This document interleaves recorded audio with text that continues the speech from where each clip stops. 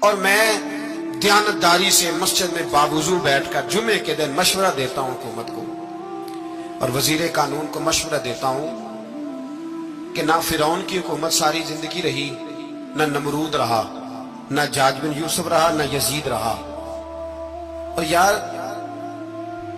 درباری بن کے حکمرانوں کی چاپلوسی کرتے کرتے تم یہاں تک آ گئے ہو کہ اب نبی پاک کی عزت کو آگ ڈالنا شروع کر دیا ہے۔ اور آپ یقین کریں سیاسی جماعتوں کا اتنا برا حال ہے کہ ان کے لیڈر کے بارے میں کوئی بات کرے تو پاگل ہو جاتے ہیں یہ احتجاج کر کر کے، اور اس نے ڈائریکٹ کہہ دیا کہ ختم نبوت کا مسئلہ ہی کوئی نہیں، جو دین کی بنیاد ہے کسی کو پرواہ نہیں۔ مجھے تو ان لوگوں کی فکر ہو رہی ہے جن لوگوں نے انہیں ووٹ دیے ہیں، وہ اللہ کو کیا جواب دیں گے۔ اور یہ اللہ ماشاءاللہ ساری سیاسی جماعتیں اس طرح کی۔ اور میرا وزیر قانون صاحب کو بھی مشورہ ہے کہ زندگی بڑی تھوڑی ہے، بڑی تھوڑی، اللہ سب کو معاف کرتا ہے، اپنے رسول کے غداروں کو معاف نہیں کرتا۔ اور یہاں تمہاری گاڑیوں پہ جھنڈے لگے ہوئے، وہاں بھی تمہارے جھنڈے لگیں گے، پر اس لیے لگیں گے کہ یہ غدار ہے ناموس رسالت کے، یہ جھنڈے لگیں گے۔ شرم کرو اور ڈر جاؤ، بس کر دو۔ تمہارے منہ میں اب دانت پورے نہیں رہے، کوئی شوگر کا مریض ہے تو کوئی بلڈ پریشر کا، تو کوئی ہارٹ کا، تو کوئی کینسر کا۔ شرم کرو اور اپنی قبر کی بھی تھوڑی سی فکر کرو۔ بتاؤ پاکستان کے کتنے صدر گزرے، وزیر اعظم گزرے، تو ان کی قبریں کہاں ہیں؟ کوئی جاتا ہے ان کی قبروں پہ؟ کسی کو خبر ہے؟ کیوں اپنے لیے جہنم کٹھی کرتے؟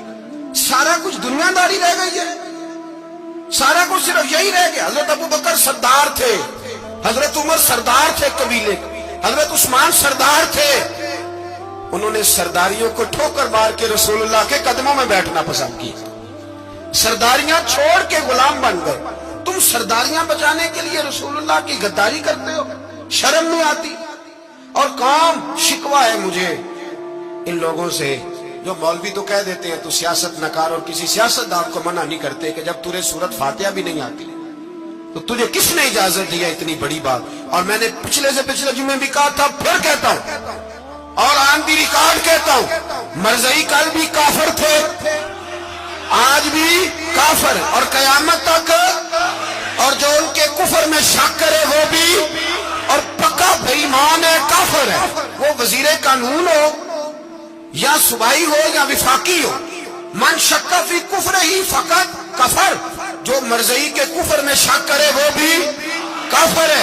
ہمارے رسول آخری رسول ہے، ہم کسی کو یہ اجازت نہیں دیں گے کہ وہ ختم نبوت میں رکھڑا ڈالنے کی کوشش کرے، ہم کسی کو یہ اجازت ہے۔ اور تم نے قوم کو لوٹا، لوٹتے رہو، اب ایمان پہ ڈاکے تو نہ ڈالو۔ تمہیں دولت لوٹ کے پیٹ نہیں بھرا، اب ایمان لوٹنا شروع کر لیا ہے۔ تمہارا فیکٹریاں لوٹ کر، قومی خزانہ لوٹ کر پیٹ نہیں بھرا، بے ایمانو اب دین بیچ کر اپنی حکومتیں پکی کرو گے۔ اور وہ لوگ بھی تیار ہو جائیں جو ان بے ایمانوں کو منتخب کرتے ہیں، ان سے بھی سوال کرے گا ختم نبوت کا موضوع قیامت کے دن کہ تم بتاؤ۔ ان کو سپورٹ کرتے تھے جو رسول اللہ صلی اللہ علیہ وسلم کے بعد بھی کسی نبی کو نبی ماننا درست جانتے تھے۔ شرم آنی چاہیے، خیال ہونا چاہیے۔ اور میں نے کہا کہ ہمارا دل نہیں چاہتا، آپ یقین کریں، ہمیں شوق ہے جلوس نکالنے کا، تمہارے خلاف باتیں کرنے کا۔ تم نے روز تھرمامیٹر نکالا ہوتا ہے، چیک کرتے ہو کہ ایمان کتنا ہے کتنا نہیں ہے۔ یہ پاکستان اگر صوبہ سندھ ہے تو حضرت عبداللہ شاہ غازی کا ہے، اگر بلوچستان ہے تو حضرت بابا عبد الرحمان کا ہے، اور اگر پشاور ہے تو وہ صوفیاء کا ہے، اور اگر یہ دھرتی پنجاب ہے تو یہ داتا علی اجمیری کی ہے، یہ بابا فرید الدین کی ہے۔ اس میں کسی غدار کو قبضہ کرنے کی اجازت بالکل نہیں ملے گی۔ اور ہم وہ لوگ بھی نہیں جو چپ کر کے اندر سوتے رہیں، قوم جو کرتی ہے کرتی رہے، ہمیں پرواہ نہیں، نہ ایسی کوئی بات نہیں۔ کوئی بندہ نہ سمجھے کہ انہیں ہوش نہیں، انہیں پتہ نہیں، ہمیں سارا کچھ ہی آتا ہے۔ پھر اگر کل کو کوئی ممتاز قادری پیدا ہو گیا تو شکوہ نہ کرنا، کل کو کوئی پھر سے عامر چیمہ نکل آیا تو شکایت نہ کرنا، یاد رکھنا۔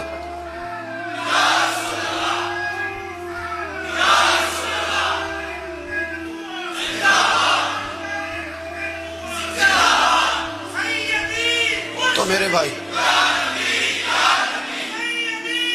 کھول کے بولو، یا نبی رسول کے بولو، تو یہ مشورہ ہے.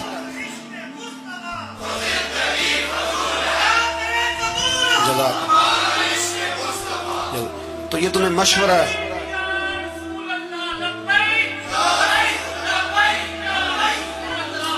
میری بات سن، یاد رکھیں، یہ لوگ بعد میں پچھتاتے ہیں، پھر مناظرے کراتے پھرتے ہیں، اس نے صحیح کیا کہ غلط کیا، پھر انہیں ہوش آتی ہے بعد میں، پھر ان کے ہواری نکل کے میدانوں میں دلیلیں دیتے ہیں.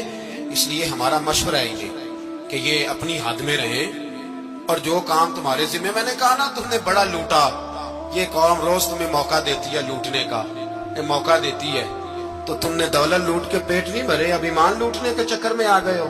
یاد رکھو، مسلمان گناہگار ہیں، غدار نہیں ہیں. تمہیں دولت لوٹنے کا تو شاید موقع مل گیا ہے، پر ایمان لوٹنے کا موقع نہیں ملے گا. تو اس لیے اس کو لگام دو. اور ویسے بھی کتا جو پالتو ہوتا ہے نا، اس کو گھر کے اندر سنگلی سے باندھ کے رکھنا چاہیے. یہ تمہارے بوٹ چاٹتے ہیں، بھونکتے ہیں تمہارے حق میں، وزارتیں لیتے ہیں. ہم نے تو کوئی وزارت نہیں لی تم سے، اور نہ ہمیں شوق ہے. اس لیے کہ ممبری کیا کرنی ہے جس کو ممبر رسول عطا کر دیا جائے؟ اس نے کیا کرنی ہے یہ ممبریاں جس کو پکا ممبر رسول دے دیا جائے؟ تو اس لیے اس سے باہر آؤ. میں نے کہا بڑے بڑے نمرود، فرعون، قارون دفن ہے، تمہارا بھی نام تک نہیں ہوگا، بالکل نام نہیں ہوگا. اس لیے ہمارا مشورہ، اور آپ لوگ بھی آئے نا یہ اگلے سال، تو ان کو کھڑا کر کے پوچھ لینا، اسلامی جمہوریہ پاکستان کا تم نے ایم پی ایم نے بننا ہے، پہلا کلمہ ہی صحیح سنا دو. چلو خدا کا واسطہ یہی بتا دو کہ تمہیں نماز بھی ڈھب سے آتی ہے کہ نہیں. اور آپ کی موج ہے، آپ بٹھا لیتے ہیں سر پہ، کیا کرے، سمجھانے والے مفت گناہگار ہو گئے اور بہکانے والے سب تمہارے یار ہو گئے. اس لیے یہ چھیڑتے ہیں جان بوجھ کے. اور پھر جب کوئی ممتاز قادری علیہ رحمہ پیدا ہوتے ہیں، پھر انہیں دشواری ہوتی ہے، پھر ان کا جینا مشکل ہو جاتا ہے. یہ موقع دیتے ہیں، پتہ نہیں کس کے ایجنڈے پہ عمل کر رہے ہیں. میرا سوال یہ ہے، میں نے پچھلے جمعے پھر میرا سوال ہے کہ میں پوچھتا ہوں، اس آدمی کو ضرورت کیا ہے ختم نبوت پر بات کرنے؟